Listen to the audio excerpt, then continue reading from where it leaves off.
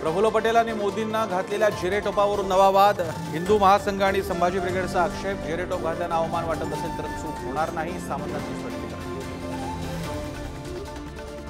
घाटकोपरमधील hoarding दुर्घटनेनंतर राजकीय नेत्यांमध्ये आरोप प्रत्यारोप। होर्डिंग कंपनीच्या मालकासोबत उद्धव ठाकरेंचा फोटो, राम कदमांकडून पोस्ट तर राऊतांचाही पलटवार।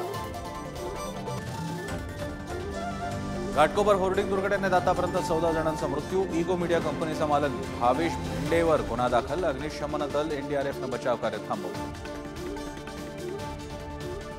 आतापर्यंत झालेल्या 380 पैकी 278 जागा भाजपा जिंकणार, अमित शहांचा दावा। तर भाजपात 200 पार जाणार नाही, ठाकरेंची शिवसेना, काँग्रेस आणि वंचितचा दावा।